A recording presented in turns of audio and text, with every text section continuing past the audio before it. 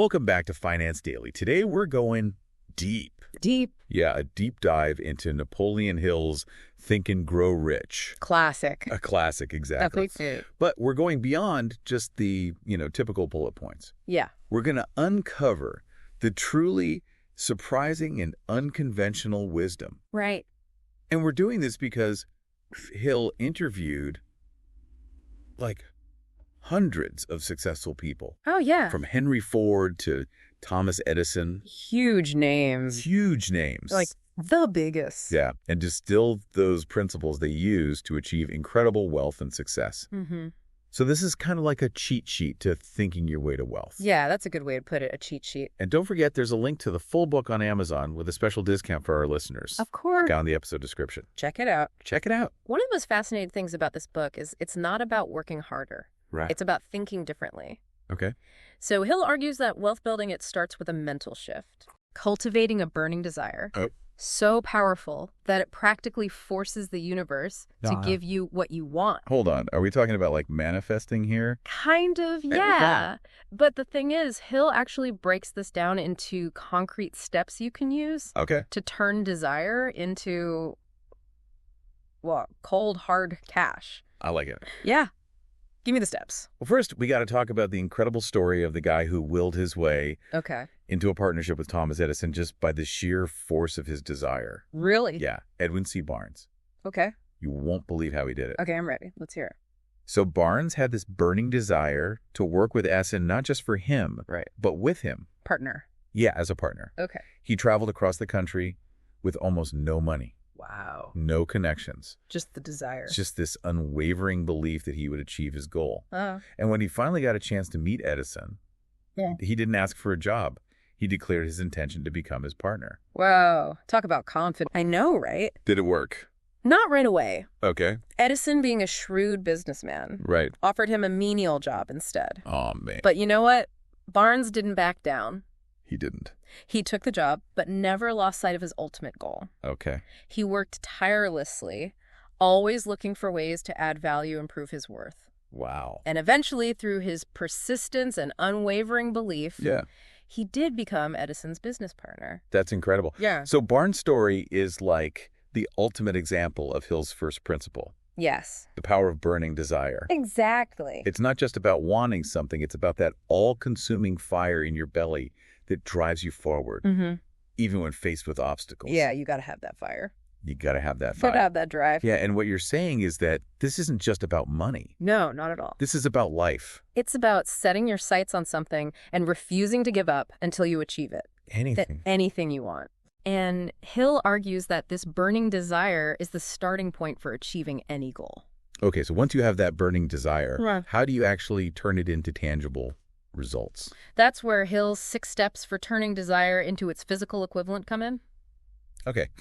I am all ears. All right. Give me the cheat sheet. All right, so first, you have to fix in your mind exactly what you desire. Okay. Not just a vague idea. Yeah. But a clear and specific goal. Specific. Yeah, and second, determine exactly what you intend to give in return for achieving your desire. So there's an exchange. Always. Okay. There's always a price to pay. Interesting. Whether it's hard work sacrifice or continuous learning. Okay, so you have a goal and you're ready to put in the work. Right. What's next? Third, establish a definite date by which you intend to possess what you desire. Oh, a deadline. A deadline, yeah. Okay. This creates a sense of urgency and helps you stay focused. I like it. Fourth, create a definite plan for carrying out your desire. So this is getting specific. Yeah, and begin at once whether you are ready or not.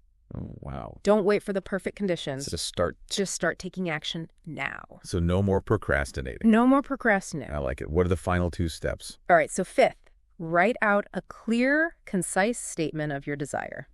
Okay. Including what you want, what you intend to give in return, the deadline, and your plan of action. Wow, that's a lot. And then read this statement aloud twice a day, morning and night, with feeling and emotion. With feeling. Yeah. As if you already possess what you desire. So it's about visualizing your success. Yes. And feeling the emotions as if it's already happened. Exactly. And finally, the 6th step is to believe that you will receive what you desire. Okay. and never waver in that belief. So this combination of planning action and unwavering faith. Yes, a powerful combination. Powerful combination. And Hill argues that these 6 steps are essential for transforming a vague desire into a concrete reality. But even with a plan and a burning desire, you still need to believe that you can actually achieve it right. Absolutely. Like you were saying earlier. Yeah, that's where the principle of faith comes in, which Hill describes as a state of mind that you can induce through autosuggestion. Okay. In essence, it's about convincing your subconscious mind that you will achieve what you desire. Subconscious mind. Okay, so we're going to get into that. We'll dive deeper into that principle in the next part of our deep dive. I can't wait. This is already blowing my mind. And for our listeners, if you're just as hooked as I am, don't forget to hit that like button and subscribe to Finance Daily. Yes. For more deep dives into the world of finance and success. And be sure to drop your questions in the comments section. Yeah. We'd love to hear your thoughts on Hill's principles and how you're applying them in your own life. Awesome. Yeah. Welcome back to Finance Daily. We left off talking about the power of faith in achieving your goals. Right. It's like Hill is saying that, believing in yourself is half the battle. But how do you actually cultivate that unwavering belief? That's where Hill's principle of autosuggestion comes in. Okay. He describes it as a way to deliberately influence your subconscious mind. Oh. That part of your mind that operates below the surface of your awareness. Okay, so we're talking about the power of the subconscious. Yes. But how do you actually talk to your subconscious? Right. It seems so mysterious. Well, Hill believed that the subconscious is incredibly receptive to repetition and emotion. Okay.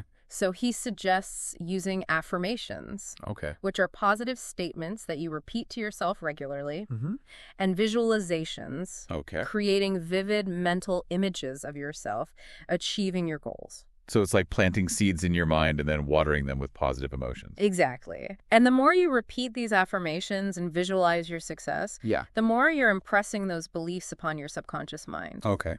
Hill believed that over time, your subconscious will start to accept these beliefs as true and will work to bring them into reality. It's like rewiring your brain for success. Yeah, in a way.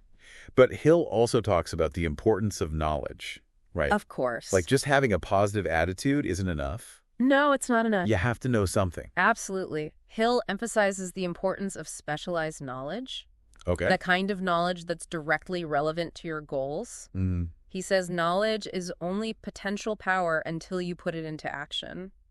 So it's not about being a walking encyclopedia, but about acquiring the right knowledge and then using it strategically. Precisely. He uses the example of Henry Ford. Oh, yeah. Who, despite having limited formal education, built an empire by surrounding himself with a mastermind group of experts. This mastermind concept is fascinating. Yeah. Is it like having a board of advisors for your life?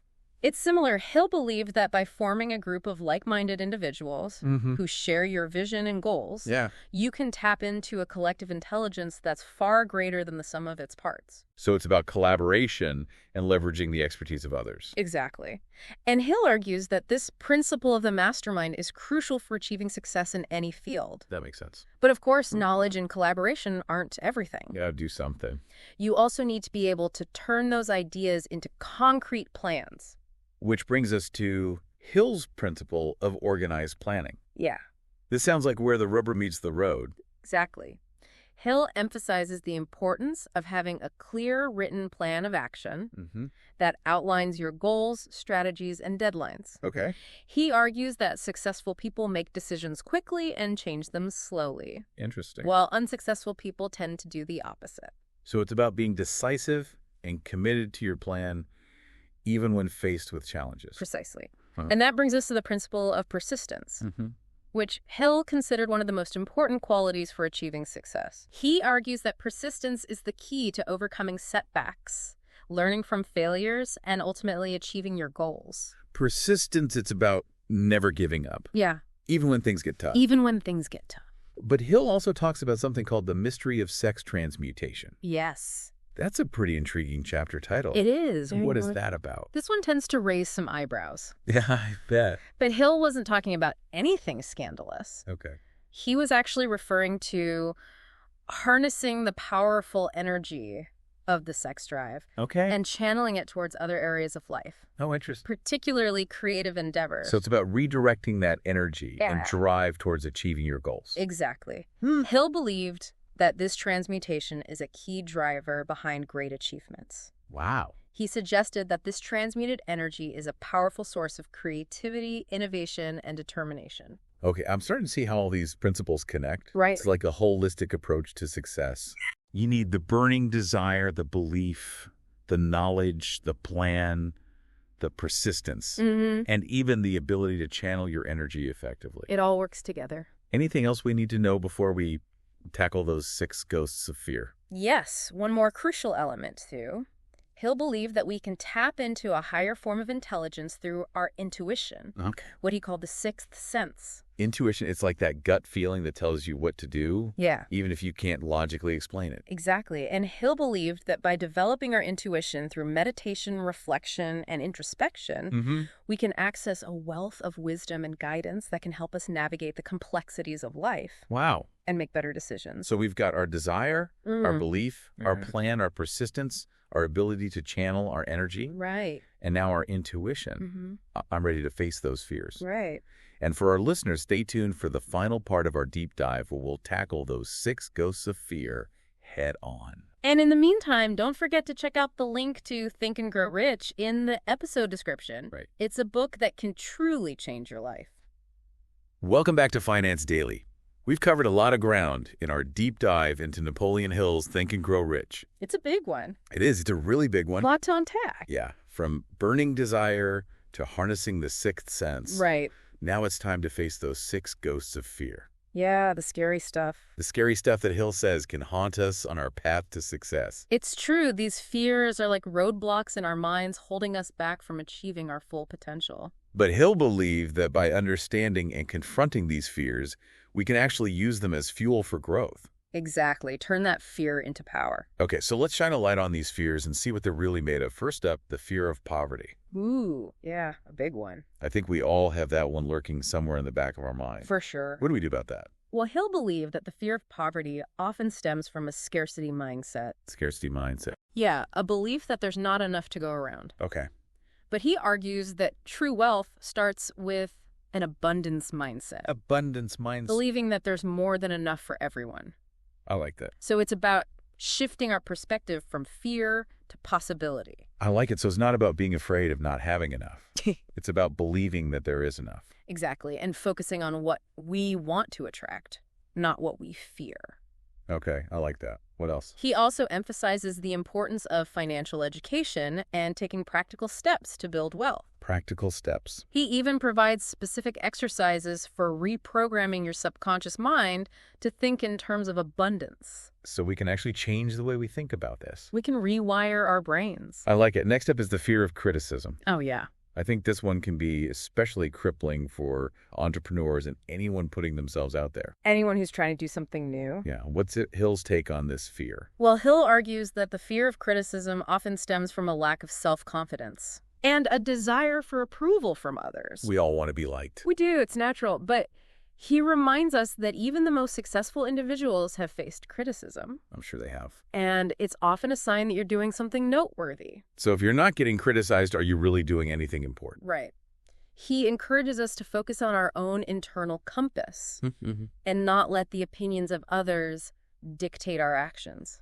So it's about trusting your gut and not letting the haters get you down. Exactly. I like it. And remember, constructive criticism can actually be valuable. Well, that's true. Hill encourages us to use it as an opportunity for growth and improvement. Okay, so criticism isn't always a bad thing. Not always. Now let's talk about the fear of ill health. Another big one. This one can be tough because our health is so precious and often feels out of our control. How do we deal with that? Well, Hill was ahead of his time in recognizing the power of the mind-body connection. Oh, interesting. He emphasized the impact of stress and negative emotions on physical well-being. Makes sense. And encouraged readers to cultivate a positive mental attitude and adopt healthy habits. So it's about taking care of both your mental and physical health. Exactly. Hill believed that a healthy mind and body are essential for achieving success and happiness. Okay, next on the list is the fear of loss of love. Yeah. That's a tough one. which I think resonates with everyone on some level. It's universal. It is. What's Hill's advice for overcoming this fear? Hill encourages us to build healthy relationships Okay.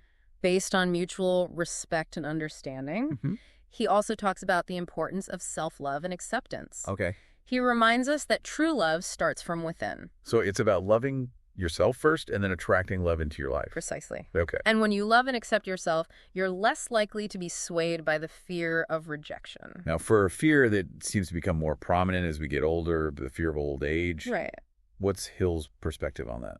Hill challenges the notion that age is a limitation. He argues that our most productive years can be those that follow our youth, Interesting. and emphasizes the importance of lifelong learning and staying active. Okay. He reminds us that age brings wisdom and experience. So it's about embracing the aging process and focusing on vitality, not decline. Exactly. And of course, he also encourages us to plan for our financial security in our later years so we can enjoy our golden years without fear of poverty. And finally, the fear of death.